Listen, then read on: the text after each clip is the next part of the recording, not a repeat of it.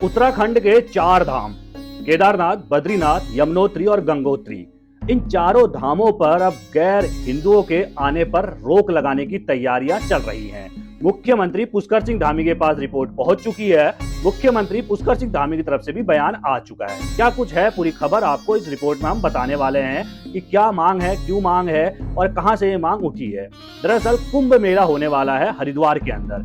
सबसे पहले हरिद्वार के अंदर जो है कुंभ क्षेत्र हर की पैड़ी के आसपास ये बैनर लगा दिए गए कि भाई साहब अगर आप गैर हिंदू हैं, अगर आप हिंदू नहीं हैं तो आपका यहाँ आना पूरी तरीके से प्रतिबंधित है। ये खबर आपने पिछले महीने सुनी होगी। हमने अपनी इसी चैनल पे एक खबर पूरी तरीके से विस्तार से आपको पूरी क्या हरिद्वार प्रशासन का कहना है, क्या सरकार का कहना है, सब कुछ बताया था। आप जाकर देख सकते हैं। ये मांग हरिद्वार से उठी थी और इस पर खूब बयानबाजी हुई थी क्योंकि सीधे तौर पर मुस्लिम जो धर्मगुरु हैं उन्होंने इसका विरोध भी किया था। अब ये मांग थोड़ा और आगे यानी कि हरिद्वार से ऊपर पहाड़ों की तरफ चल पड़ी है। उत्तराखंड के चार धाम केदारनाथ, बद्रीनाथ, यमुनोत्री और गंगोत्री, यहाँ से भी ये मांग उठने लगी है और करीब उत्तराखंड के 50 मंदिरों पर जो है वो गैर हिंदुओं के आने पर रोक लगाने की मांग अब कर दी गई है। गैर हिंदुओं की परिभाषा क्या है?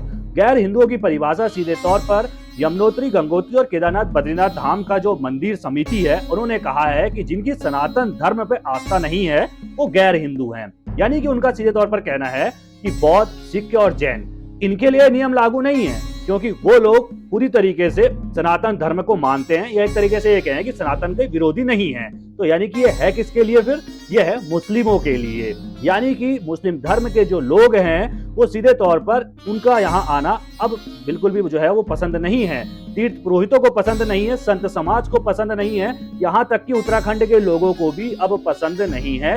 इसीलिए ये मांग कर दी गई है कि भाई साहब अगर आप गैर हिंदू हैं तो आप अपने घर पे रहिए, आपको यहाँ आने की जरूरत नहीं है। मुख्यमंत्री पुष्कर सिंह धामी ने भी कह दिया है कि भाई साहब संत समाज, तीर्थ पुरोहित जो मांग कर रहे हैं उस पर विचार किया जाएगा और भाई पुराने जो इनके संविधान बने हुए हैं यानी कि मंदिर समिति का जो संविधान बना हुआ है तो उस पर हम ध्यान में रखते हुए फैसला लेने वाले हैं। कुल मिलाकर फैसला यही आने वाला है कि गैर हिंदुओं की एंट्री पर अब बद्रीनाथ, केदारनाथ, उत्तराखंड के जो चारों धाम है इसके मिलाकर 50 मंदिरों को लेकर यह अर्जी दाखिल की गई है। सभी मंदिरों पर रोक लगा दी जाएगी। 1939 में जो है केदारनाथ और बद्रीनाथ मंदिर समिति का निर्माण हुआ था। 1939 में ही एक किताब बनी थी, एक संविधान हम इस मंदिर समिति का कह सकते हैं, जिसमें सीधे तौर पर उल्लेख है कि मंदिर में रख रखाव, किसके आने जाने, सब कुछ जो है मंदिर समिति फैसला ले सकती है, लेकिन उस फैसले से पहले सरकार की अनुमति लेना जरूरी होगा। ये उस किताब में लिखा हुआ एक वाक्य है, एक दर्ज है कि भाई साहब ये लेना पड़ेगा। तो इसीलिए मंदिर समिति ने सरकार के पास इस प्रस्ताव को भेजा है।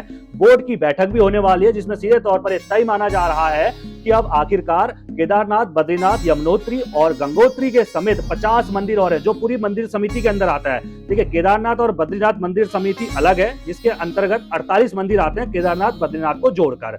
इसके अलावा 2 मंदिर यानी कि यमुनोत्री और गंगोत्री जो धाम है, यमुनोत्री गंगोत्री धाम मंदिर समिति के नाम से एक समिति अलग है। यानी कि अब दोनों समितियों ने, जिनके अंदर कुल मिलाकर 50 मंदिर आते हैं, दोनों समितियों ने सरकार से एक मांग कर दी है कि भाई साहब जो गैर हिंदू है यानी कि जिनका सनातन धर्म पर विश्वास नहीं है, जो सनातन धर्म को नहीं मानते हैं, उनके आने पर पूरी तरीके से रोक लगाई जाए। और सरकार ने यानी कि पुष्कर सिंह धामी ने कह दिया है कि भाई साहब हमने जो है वो तीर्थ पुरोहित की जो मांगे हैं, तीर्थ पुरोहित जो चाहते हैं, संत समाज जो चाहता है, उसको लेकर हम इस पर विचार कर रहे हैं और बहुत जल्दी इस पर हम फैसला लेने वाले हैं। फैसला क्या होगा आप सभी लोग जानते हैं कि गैर हिंदुओं के आने पर रोक लगना लगभग तय है। गैर हिंदू में ना जैन है, ना सिख है और ना ही आप सीधे तौर पर उसमें बौद्ध धर्म को देखते हैं, आप उसमें सिर्फ मुस्लिम समाज को देखते हैं। उसकी बड़ी वजह यह भी है कि लगातार मुस्लिम समाज जिस तरीके से आपने पिछले कुछ सालों में देखा होगा, आपने देखा कि भाई साहब कांवड़ यात्रा के दौरान नाम अनिवार्य कर दिया गया। क्यों किया गया? क्योंकि थूक वाला जिहाद आपको याद होगा, जिस तरीके से जूस में, रोटियों में थूक लगाने का मामला सामने आता है। तो कोई भी अपने धर्म के साथ खिलवाड़ बिल्कुल भी नहीं करना चाहेगा और इस फैसले के मैं समर्थन में हूं